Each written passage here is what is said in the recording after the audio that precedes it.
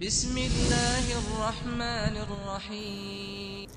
امام پنجم حضرت امام محمد باقر علیہ السلام کے زمانے میں عیسائی حکمران قیصر روم کی طرف سے مسلمانوں اور خاص طور سے سرکار رسالت مآب کی شان میں گستاخی کا منصوبہ بنایا گیا تھا۔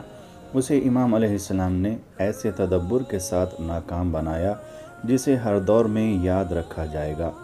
علامہ کسائی کا بیان ہے کہ ایک روز خلیفہ ہارون رشید نے مجھ سے پوچھا، جانتے ہو کہ سب سے پہلے اسلامی سکہ درہم و دینار کس نے جاری کیا؟ میں نے کہا کہ میں بس اتنا جانتا ہوں کہ عبد الملک کے زمانے میں ایجاد ہوا ہے۔ خلیفہ نے پوچھا، تمہیں معلوم ہے اس کا سبب کیا تھا اور کس طرح سے ایجاد ہوا؟ میں نے کہا، نہیں، یہ بات تو مجھے معلوم نہیں ہے۔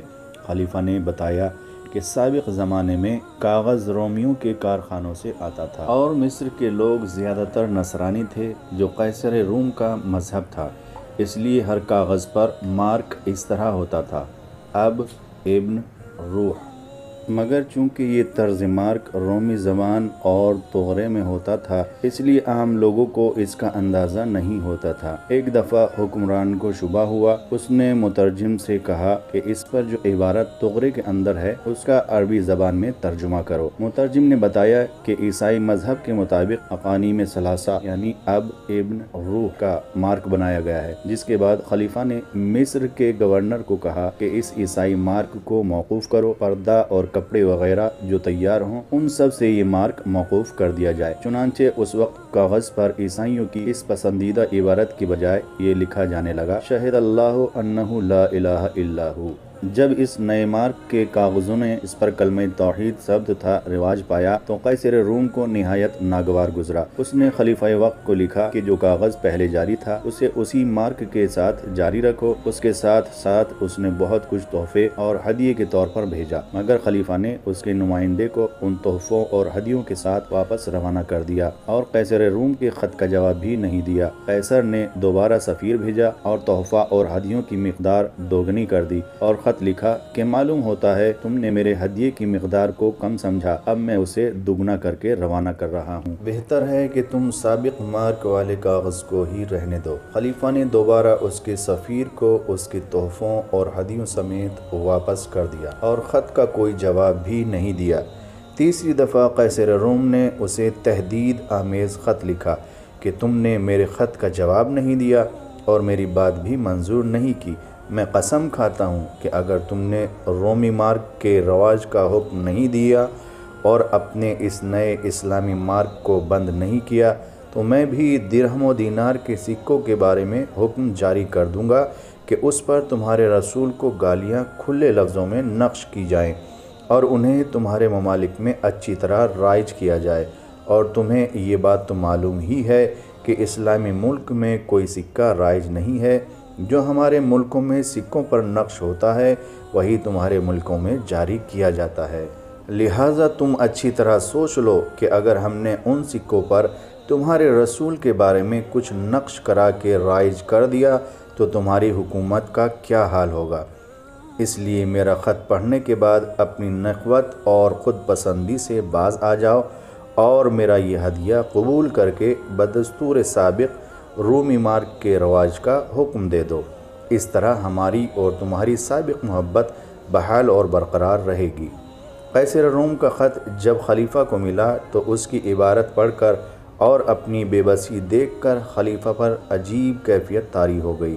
ایک طرف اسلامی سلطنت کی حکمرانی تھی جس کا تقاضا یہ تھا کہ بظاہر اور دکھاوے کے لیے ہی صحیح مگر حضور اکرم صلی اللہ علیہ وآلہ وسلم کے اسم مبارک کی بے حرمتی نہ ہونے دی جائے۔ دوسری طرف اپنا کشکول گدائی تھا جسے توڑنے کی ہمت نہیں تھی۔ تمام بازاروں میں سکے تو وہی چل رہے تھے جو رومیوں کے ٹیکسالوں میں ڈھالے جاتے تھے۔ مسلمانوں نے اپنا نہ کوئی سکہ ڈھالا تھا نہ اس طرف توجہ دی تھی، انہیں تو اپنے عیش و عشرت سے فرصت ہی کب تھی۔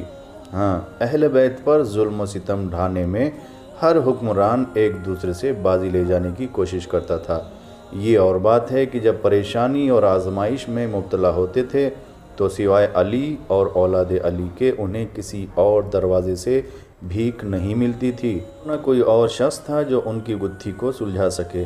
चाहे वो इब्तदाई दौर हो कि खलीफा वक्त को जब भी मुश्किल पेश आई तो उन्होंने अमीरुल मोमिनीन हज़रत अली इब्न अबी तालिब अलैहिस्सलाम के दरवाज़े पर दक़ुल बाब किया, मसला पेश किया और मौला ने उसे हल कर दिया। तो ये ऐलान करते हुए वापस गए कि लौला अलीयुन लहलका, अगर अली ना होते तो मैं हलाक हो जाता। और कभी ये दुआ करते हुए नज़र आए कि ला अबक़ानी अल्लाहु लिमाज़िलतिन लैस लहा अबुल हसन, खुदावंद आलम मुझे किसी ऐसी मुश्किल के लिए ज़िंदा ना रखे कि जिसके हल करने के लिए अबुल हसन अली इब्न अबी तालिब अलैहिस्सलाम मौजूद ना हो। खलीफा अब्दुल मलिक को भी ऐसी ही सूरत हाल का सामना था। जिस कदर उलमा, फ़ुज़ला, हुक्मा और अहले सनअत और हिरफत थे, सबको जमा करके राय ली गई कि ऐसे नाजुक मौके पर क्या तदबीर इख्तियार की जाए और कैसर रूम की तरफ से जो धमकियाँ मिल रही हैं उनसे किस तरह बचा जाए। लेकिन सबके होश उड़े हुए थे, किसी की समझ में नहीं आ रहा था किस तरह ये परेशानी दूर हो और अपनी बात बनी रहे। बहुत गौर व खौज के बावजूद किसी से कोई जवाब बन न सका। तो खलीफा के नायब रौह बिन ज़ंबाग ने नहायत आज़ादी और जुर्रत से काम लेते हुए अर्ज़दाश्त पेश की और खलीफा से कहा कि आप उन बुज़ुर्गवार को खूब जानते हैं जिनके ज़रिए इस मुसीबत से निजात मिल सकती है, मगर आप उनसे किनारा कश हैं अमदन। अब्दुल मलिक ने कहा, वाह तुम पर बताओ वो कौन बुज़ुर्ग हैं जिनसे मैं अमदन किनारा कशी कर रहा हूँ। रौह बिन ज़ंबाग ने कहा, इन संगीन हालात में मुनासिब है कि आप ख़ानदान रिसालत के चश्मो चिराग हज़रत मोहम्मद बाक़िर अलैहिस्सलाम की तरफ रुजू करें, क्योंकि ऐसे मौके पर सिर्फ़ उन्हीं के ज़रिए से ये आफत टल सकती है। खलीफा ने इकरार किया कि तुम सही कहते हो। उसके बाद उसने मदीना मुनव्वरा के गवर्नर के नाम ख़त लिखा कि हज़रत इमाम मोहम्मद बाक़िर अलैहिस्सलाम की खिदमत में दरख्वास्त पेश करो, अगर वो आमादा हों तो उन्हें इज़्ज़त व आबरू के साथ यहाँ रवाना करो। खबरदार उनकी रवानगी के सिलसिले में किसी किस्म की बेअदबी न होने पाए, बल्कि मलातिफ़त और बहुत नरमी के साथ रवाना करना। जिसको वो चाहें अपने हमराह लाएं और जिस तरह पसंद करे उसी तरह सफ़र इख्तियार करें। इमाम अलैहिस्सलाम के लिए गवर्नर मदीना को ख़त भेजने के बाद खलीफा ने कैसर रूम के सफ़ीर को अपने पास बतौर मेहमान ठहरा लिया। जब इमाम अलैहिस्सलाम तशरीफ़ लाए और खलीफा ने आपसे पूरा वाक़या बयान किया तो इमाम अलैहिस्सलाम ने फरमाया कि ये बात ऐसी तो नहीं है जिसके लिए तुम इस कदर परेशान हो, और ना ये कोई ऐसा मसला है जिसका हल करना दुश्वार हो। पहली बात तो ये है कि खुदावंद आलम अपने पैगम्बर और उनके लाए हुए दीन की हिफाजत करने वाला है। वो कैसर रूम को कभी इस इरादे में कामयाब ना होने देगा कि वह हज़रत रसूल खुदा पर सब व शितम जारी करा सके। दूसरी बात यह है कि तुम मजबूर बे इख्तियार नहीं हो, बल्कि इस्लामी वक़ार के तहफ़्फ़ुज़ की बखूबी तदबीर कर सकते हो। खलीफा ने पूछा, मैं क्या तदबीर इख्तियार करूँ?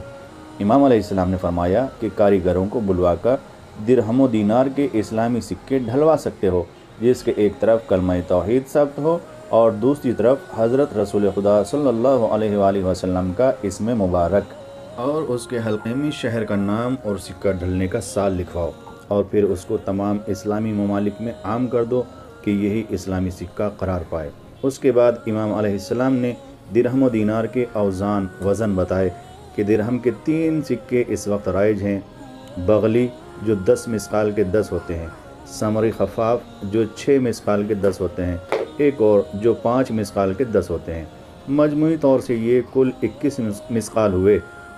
इसको 3 पर तकसीम किया तो 7 मिसकाल हुए, और आपने इसी 7 मिसकाल के 10 दिरहम बनवाए और इसी 7 मिसकाल की कीमत के सोने का दीनार बनवाया, जिसकी मालियत 10 दिरहम के बराबर करार पाई।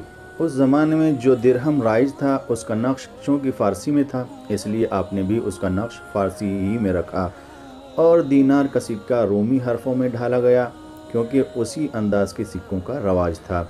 सिक्का ढालने का सांचा कांच का बनवाया गया ताकि कमी बेशी से महफूज रहे। मज़कूरा बाला तमाम हिदायत देने के बाद इमाम अलैहिस्सलाम ने इरशाद फरमाया कि इस इस्लामी सिक्के को तमाम बिलाद इस्लामी में राइज कर दिया जाए, तमाम शहरों में राइज कर दिया जाए, और इस मज़मून का फरमान जारी कर दिया जाए कि हर शख्स इस सिक्के को इस्तेमाल करे, खिलाफ वर्जी करने वाला सज़ा का मुस्तहक़ होगा। इस तरह रूमी सिक्के का इस्तेमाल ही मौकूफ़ हो जाएगा और हमारा सिक्का ही हर जगह राइज हो जाएगा। खलीफा ने इमाम अलैहिस्सलाम की हिदायत के मुताबिक इस्लामी सिक्का बनवाया اور ہر جگہ اس مضمون کا فرمان بھیج دیا کہ جو شخص بھی اس سکے کے علاوہ کوئی اور سکہ استعمال کرے گا اسے سزا دی جائے گی۔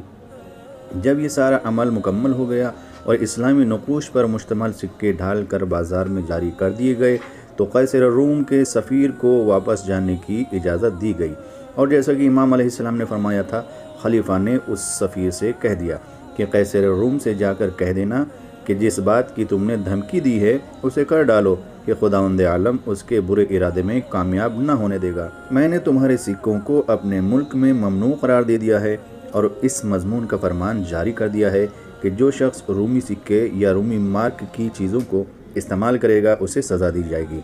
قیصر روم کے پاس جب اس کا سفیر پہنچا اور اس نے خلیفہ کا جواب پہنچایا تو وہ دم بخود رہ گیا۔ لوگوں نے اس سے کہا کہ تم نے بادشاہ عرب کو جو دھمکی دی تھی کہ رسول خدا کی شان میں گستاخانہ بات لکھوا کر اسے رائج کراؤ گے اور بلاد اسلامی میں اسے پھیلاؤ گے جن میں حضور اکرم کے لیے نازیبہ بات لکھی ہوگی، اب اپنی اس دھمکی پر عمل پیرا کیوں نہیں ہوتے؟ قیصر روم نے کہا کہ جس وقت میں نے وہ دھمکی دی تھی اس وقت میں واقعاً ایسا کر سکتا تھا، لیکن اب مجبور ہوں، کیونکہ جب اہل اسلام میرے رائج کردہ سکے سے لین دین ہی نہیں کریں گے تو پھر اسے رائج کرنے کا فائدہ کیا ہے؟ امام محمد باقر علیہ السلام نے خلیفہ سے فرمایا تھا کہ پہلی بات تو یہ ہے کہ خدا حفاظت کرنے والا ہے۔